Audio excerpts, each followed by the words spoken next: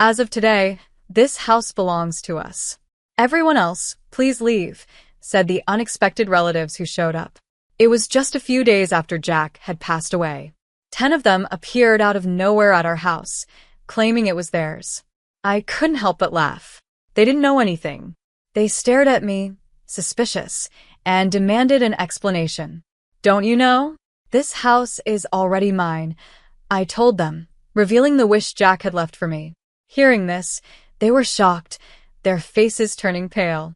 I'm Lauren Alexis, 55 years old, and I work in the kitchen of a restaurant. Lauren, can you work overtime today? My manager asked. No, I've already told you that I can't, I replied.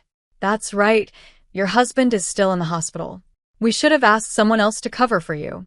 I'm sorry, Lauren. You can go home on time without any problems. I work at a popular Italian restaurant in town. People love it because the food is affordable and tasty, so we're always busy. I used to be fine with working extra hours, but since my husband Jack has been suffering from severe cancer and staying in the hospital, I've been leaving work on time. Jack is 3 years older than me, and we've been married for 32 years. This is the first time he's had such a serious illness.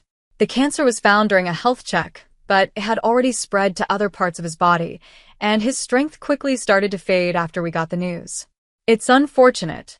Staying at home and working remotely made his health decline even more. He used to work as a freelance interior designer, doing everything from his computer. Thanks to him, I didn't have to worry about house chores, and I could focus on my work. But after he got sick, I had to adjust my work schedule. I now start early in the morning and leave before the restaurant gets busy. I want to spend as much time as possible taking care of him. I often apologize to my coworkers for causing them trouble. What are you talking about? Don't be so down, they'd say. It'll worry your husband. Just stay positive and take good care of him. Don't worry, the manager will handle everything if needed. We're here to help, my colleagues would joke, trying to cheer me up. When I asked, everyone agreed without any complaints. In fact, they even suggested I leave early. The manager was worried about my financial situation, so he adjusted the shifts to make my current work schedule possible. I feel lucky to work in such a great place, and when things calm down, I plan to repay their kindness. With that in mind, I thank my coworkers and sign the attendance sheet. I quickly gathered my things and hurried to the hospital. Ah, you must be Mrs. Alexis. The doctor just arrived and is speaking with your husband, a nurse said warmly when I got to the hospital. Hearing that, I rushed to Jack's room. As I entered, I saw Jack talking with the doctor. Your wife is here, the doctor said. You're done with work? Thanks for everything, Jack said with a weak smile. Jack is older than me. He used to have a youthful face, and people often thought I was older. But ever since the cancer diagnosis, he seems to have aged so much. His once bright face is now thin and pale, and his smile is faint. When he first got sick, he told me, I won't let this illness beat me. But his body is getting weaker day by day, no matter how much he tries to stay strong. I was just explaining your husband's condition, the doctor began, but Jack interrupted. Let me tell her, doctor.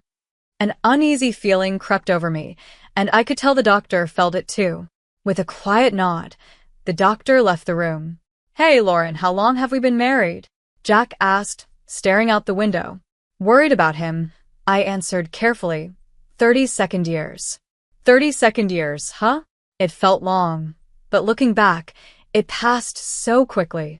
Stop, I said, fearing where the conversation was going.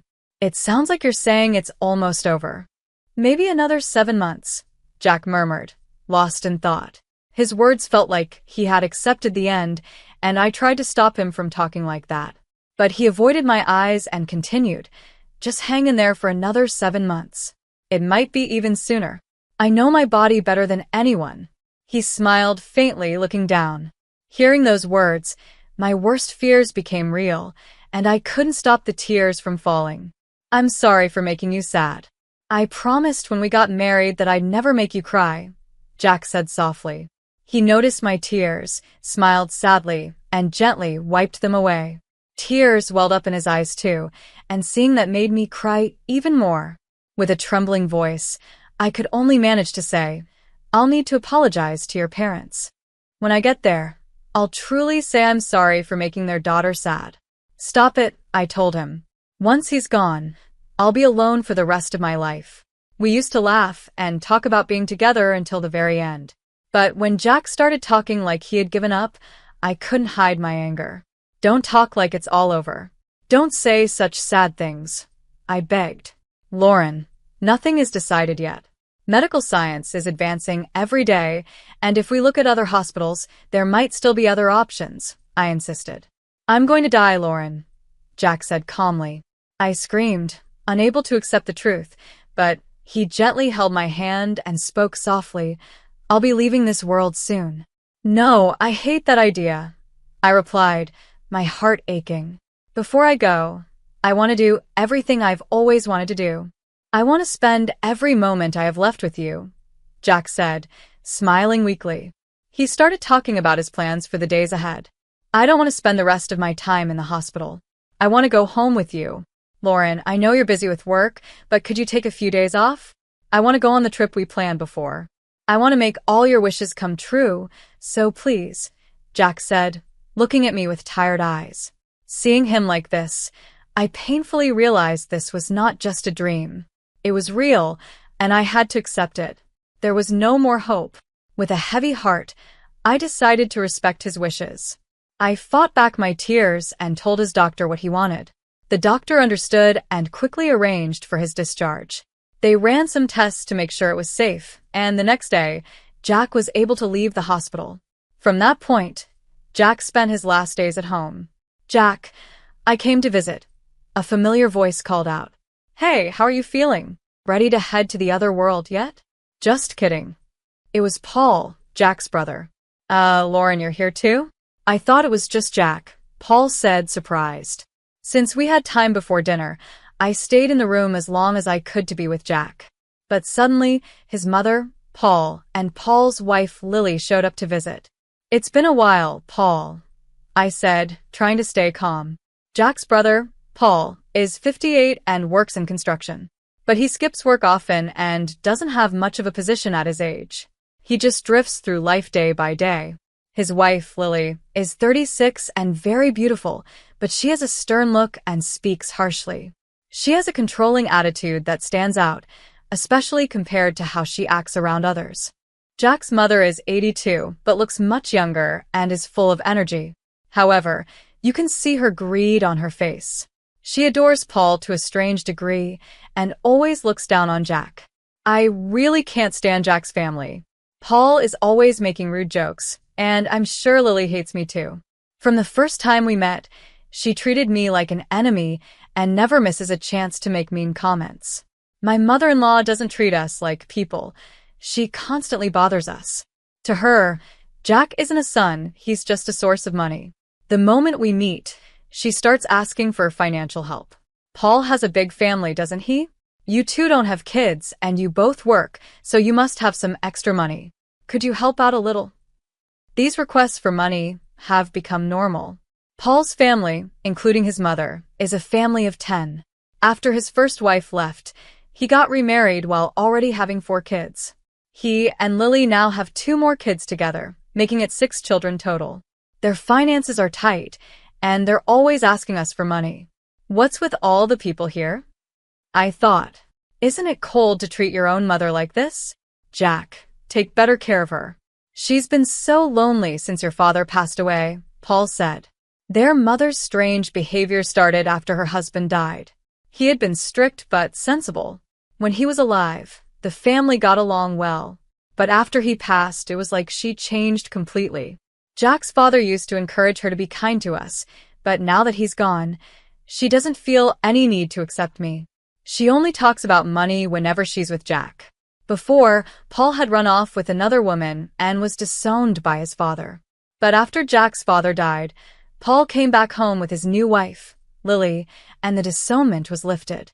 This town has good support for families, but raising 6 kids still requires a lot of money, and they're always struggling. Jack was always shocked by their unrealistic demands. This month is tough for us financially again. Can you help us out? Paul asked. What? No. Please stop. Jack is already going through so much. How can you ask for more? I shouted, upset. Please stay out of this. This is a family matter, Paul replied calmly. That's right, Lily added, smirking. Furious at their unreasonable behavior, I couldn't hold back and yelled again. But Paul just brushed it off, and next to him, Lily laughed, waving her hand as if she was shooing away a dog. Sorry, but we really can't give you any money, I said firmly. Oh, that's a problem. I thought you'd figure something out. That's why we came all this way, Paul replied with a shrug. What a useless son, my mother-in-law muttered under her breath, grumbling as if Jack had let her down once again. I was reaching my limit with how unreasonable those three were acting. So, what's the situation? How is the cancer progressing, and when will he be discharged? His mother asked, but it was clear she didn't care. Given her greedy nature, she probably had some selfish plan. The doctors say he has about 7 months to live. He's being discharged tomorrow to spend his last days at home, I replied. Is that so? As soon as they heard those words, their eyes lit up. Instead of shock or sadness, their faces were full of joy, which made me sick to my stomach. Well, we'll come by with a car to pick him up when he's discharged. He can't walk home, right? Paul chimed in. There's no need for that, Jack responded calmly, but his mother and the others kept talking excitedly. I couldn't take it anymore. Their behavior was unbearable, so I forcefully kicked them out of the room. What are you doing? They yelled. Please leave. I will handle the discharge myself. Your help is not needed, and honestly, I never want to see any of you again. As they tried to argue, I quickly shut the door in their faces and locked it. Then, I immediately informed the hospital staff to ensure no one except me could visit Jack. I didn't want his family anywhere near him. I'm sorry, Lauren. I've caused you so much trouble, Jack said softly. Why don't you stand up to them? I asked, my frustration growing. They treat you terribly and use you. Why should people like them live without any worries while you suffer? I was angry, and though it didn't make sense, I felt like I needed to lash out at someone. I loved Jack so much, and the thought of losing him was unbearable. I didn't want to confront them and make things worse, so I'm glad you spoke up, Jack said. Then, with a serious look on his face, he added, Lauren, I have one request for you. A request? I asked, surprised. Jack looked at me with a grave expression and said, Please, this is my first and last request. I promised I would fulfill it. After that, he entrusted me with something important. It was so unexpected, but I could tell how serious he was. I took the item home with me that night. The next day, before his family could arrive, I quickly helped Jack get discharged from the hospital. We made it home, but I couldn't shake the fear that his family would show up soon. Determined to protect Jack from them, I decided to change his plans slightly. Instead of staying at our home, I asked a friend if we could live in their villa for a while. It was sad to leave our house, but as long as Jack was with me, anywhere felt like home. When I told him that, Jack smiled shyly, and I couldn't help but blush. After explaining the situation at work, I took a long leave of absence. My only wish was to be by Jack's side until the very end. With the support of friends, Jack spent his remaining days peacefully. 8 months later, he quietly passed away. At his funeral, I saw my in-laws for the first time in a while. I expected them to say something, but instead, they just looked at me and smiled in a smug way. It gave me a strange feeling, like a chill running down my spine. I wondered what they were up to, but I would soon find out. After the funeral, as I was sorting through Jack's belongings at home, the doorbell rang. When I opened the door, there stood my mother-in-law and Paul, carrying several bags. We finally found you. The neighbors told us you came back, my mother-in-law said. What are those bags for? I asked as she tried to push her way inside, complaining all the while. I blocked the doorway, refusing to let them in. Paul glared at me, annoyed. Stop standing in the way. Move aside, he demanded. I won't move. What's in those bags? And, did you bring your kids too? What are you thinking? I said, noticing Paul's entire family was with him. The situation was confusing, but I knew panicking would only give them the upper hand. Clearly, they had some plan, and I wasn't going to let them walk all over me. I stood firm. Then, with a mocking laugh, My mother-in-law said something shocking. From today, this house is ours. You need to leave. I was stunned. My in-laws, all 10 of them, had come with the bold idea of taking over our home. Their audacity left me speechless for a moment. My son's belongings naturally belong to his blood family, don't they? He left a will for us, my mother-in-law said, waving a piece of paper in my face with a grin. Hearing this, I couldn't help but burst into laughter. The ridiculousness of their actions was overwhelming. What's so funny? My reaction seemed to irritate them. Lily peeked out from behind Paul, glaring at me as I wiped tears from my eyes, still laughing at the absurdity. I faced their angry looks and dropped a shocking truth. Don't you know? This house is already mine. What? My mother-in-law gasped. What do you mean? Echoed Paul, both of them looking completely confused. Their stunned faces made me laugh again, but I quickly pulled myself together and went to get some important documents from another room. I returned with even more surprising news. As you can see, I'm now the official owner of this house. Jack transferred the ownership to me while he was still alive, I explained. What are you talking about? My mother-in-law shouted, her eyes wide with disbelief. She grabbed the documents from my hand and studied them closely with Paul. It's true. The house is in her name, they murmured, shocked. The document was official, proving that the house belonged to me. Paul and Lily immediately began protesting. How could Jack not own the house anymore? They yelled. Staying calm, I replied. He decided to transfer the house to me before he left the hospital. He thought it would be better for the future if the house was in my name. At this point, my mother-in-law interrupted, holding up her own copy of what she claimed was Jack's will. This can't be. Look, here's a will he wrote, she said. The paper she showed was in Jack's handwriting, but it had no official seals or signatures. It wasn't a valid legal document, which they clearly didn't understand. Their lack of knowledge made me sigh in frustration. No matter how much I explained, I knew they wouldn't accept the truth. Expecting things to escalate, I asked them to wait a moment and made a call to a lawyer. I appreciate your help. I'm sorry, but Jack's family is here about a supposed will. Could you come over quickly? Thank you, I said into the phone. Paul glared at me suspiciously. Who are you calling? I didn't give him any details, but I invited them inside. I seated my mother-in-law and Paul in the living room and told the children they could play in the bedroom. Soon, the doorbell rang, and I went to greet the person I had called. I escorted him into the living room. I apologize for the delay, I said as the suited man entered the room. Paul and the others immediately looked tense, eyeing him with suspicion.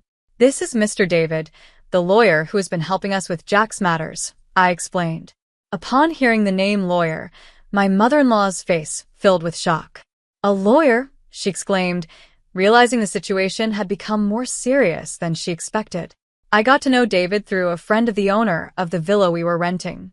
He had already been told about the situation. Even though he was only 32 years old, which made Jack and me feel a bit uneasy at first, he was well known among his friends for being smart and especially good at handling family disputes. After meeting him in person, we trusted him completely. Jack and I had explained everything about the inheritance and the family issues to David, and we officially hired him as our lawyer. My in-laws had no idea Jack had hired a lawyer, and they looked completely shocked. Paul and the others were wide-eyed and speechless. Let me reintroduce myself. I'm David, and I'm here at Jack's request. I will be recording this conversation for legal purposes, David said. Unlike Paul, who dressed in flashy clothes, David had a simple-look short black hair and plain, clean glasses. My mother-in-law seemed to forget why she had come, as she was caught off guard by David's calm presence. He greeted them politely, and they quickly accepted his business card without thinking. When they saw his card and lawyer badge, my mother-in-law straightened up, realizing he was a real lawyer. Paul and Lily also looked tense. David and I sat on the sofa across from my in-laws, ready to begin the conversation. David smoothly turned on the voice recorder, and the discussion started. May I take a look at the will you brought? David asked in a calm tone. My mother-in-law's hand trembled a little as she handed it over. She seemed nervous, probably worried that without a lawyer on her side, things might not go the way she wanted. It's hard to twist words around when dealing with an experienced lawyer, and she seemed aware of that. David read the will carefully, and after finishing, he looked at me and gave a small nod. "Thank you. I'll return this to you now," he said, handing the will back to my mother-in-law with a polite smile. His calmness only seemed to make her more anxious. "Was that really Jack's will?" she asked, her voice filled with doubt. "Yes, it does appear to be Jack's will," David confirmed. See? "With this, the house is ours," she declared confidently. But David quickly set her straight. "That will is an older version, though," he added, gently lowering her expectations. "What do you mean?" my mother-in-law exclaimed in surprise. "It seems you didn't catch that," David replied calmly. "Yes, the will you presented is Jack's, but it's outdated. The will that is officially valid is this more recent one." He then pulled a newer document from his bag. This will was more recent than the one my mother-in-law had, and it clearly stated, "I leave all my assets to Lauren. The previous will I wrote for my mother is hereby revoked, and this document shall stand as my official will." What? "Let me see that." Lily grabbed the will from David to check it herself. The new will had a more recent date, a seal, and even Jack's fingerprint, along with a note confirming that a lawyer had overseen its creation. It was obvious which will was valid. As Lily and Paul read it, their faces turned pale. My mother-in-law's lips quivered in shock. "So, what does this mean for the other will?" Paul asked, frustration building. "Unfortunately," David explained, "the will your mother has is now just a useless piece of paper." At that moment, Paul exploded in anger. Ignoring the lawyer's presence, he turned on his mother and yelled, "You told me all the inheritance would be yours." His voice was so fierce it seemed like he might lash out physically. Lily tried to calm him down, but he was too strong, pushing her aside as he continued shouting at his mother. My mother-in-law cowered under Paul's rage, the scene turning chaotic. Watching this unfold, I spoke firmly, "Please stop causing a disturbance in someone else's home. It's really troublesome." "What did you say?" Paul snapped back, glaring at me. "If you keep this up, David will confirm everything and will consider legal action if necessary," I added calmly. Hearing David's name seemed to bring Paul back to his senses. He realized he was dealing with a lawyer, and no matter how much he resisted, it was useless. He nervously sat back down on the sofa. I turned to my mother-in-law and asked, "By the way, did Jack really write this will himself?" She hesitated for a moment before answering. "Yes, he wrote it for me while he was in the hospital." Her voice was laced with irritation. "Was Jack happy to write it?" I pressed further. My mother-in-law nodded in agreement, clearly growing tired of the questioning. I caught David's eye and gave him a signal. He adjusted his glasses and nodded to me, giving the go-ahead for what I was about to reveal to my in-laws. "That's an interesting story," I began, "but it seems a bit off. Actually, the hospital's security cameras recorded you forcing Jack to write that will." As I spoke, I pulled out my laptop, inserted a USB drive provided by the hospital, and played the footage. Jack had confided in David that he was pressured into writing the will, so we alerted the hospital. They cooperated and gave us the security footage. I quickly opened the video on the screen. In the video, my mother-in-law could be heard saying in a threatening tone, "We'll be in trouble if you die and the inheritance doesn't come through." The footage clearly showed her pressuring Jack, with Paul and Lily also involved. "If you don't want anything bad to happen to your wife, just sign the will quietly," Paul was heard saying. Lily chimed in, "Jack, just sign this and nothing will happen to her, so don't worry." This video was taken 5 days before Jack left the hospital, as they questioned him about his cancer to ensure they'd get the inheritance. "No, it wasn't like that. It was just a joke that went too far," my mother-in-law stammered. "I saw a drama before going to the hospital where the villain looked so cool. I just copied it without thinking. I didn't mean it seriously, please forgive us." As the situation turned against them, they quickly made excuses. Their words only fueled my anger, and I sighed at how pathetic they looked. If you had just admitted it, things might have been different. But trying to hide it shows your real intent, I said sternly. "David, can we file charges for extortion based on this?" "Absolutely," David replied, smiling as he picked up the voice recorder. Their statements provide enough evidence. Paul and Lily, realizing they had forgotten about the voice recorder, were shocked. That means we'll be filing for damages against all of you, including compensation for the victim, David continued. This can't be true. Wait a minute, Lauren, Lily pleaded. It was only Mom who made him sign. We were just watching. We didn't force him to sign anything. Desperate to escape responsibility, Lily tried to distance herself, leading to a heated argument between her, Paul, and their mother. It was you two who offered to help get the will written, wasn't it? My mother-in-law snapped, trying to shift the blame back to them. You said you would handle it properly, Mom. We were just watching, Paul snapped. You were the ones pushing Jack to write it quickly, his mother argued. That was because Jack's medical appointment was coming up. It wasn't about rushing the will. We just didn't have much time, and we thought it should be done before Lauren got here. It seemed like they were trying to speed up their plan while I wasn't around. As Lily kept talking, she didn't seem to realize the importance of what she was admitting. The argument grew so loud and intense, I almost wanted to cover my ears. Meanwhile, the children, who had been playing nearby, noticed the noise and gathered around. Among them was a child as young as 2, and the worry in their eyes was clear. The kids weren't at fault, so I quickly called over my eldest nephew, a 5th grader, and guided them to another room so they wouldn't have to see the adults fighting. He didn't fully understand what was happening, but he took his younger siblings to the other room as I asked. Once the kids were out of sight, I calmly turned to the 3 adults. Isn't this shameful? What kind of parents are you? I asked. What are you talking about? Paul asked, defensive. Denying your own responsibilities and blaming each other in front of the children? Don't you think that's pathetic? You're just trying to escape responsibility. Hearing my words, Lily suddenly realized the children had been there, and her face softened with regret. I truly am sorry. I admit everything, not just the threats. Please forgive us. Paul and his mother quickly followed suit, apologizing beside Lily in a desperate attempt to earn some forgiveness. We need to take care of our kids, so please help us financially.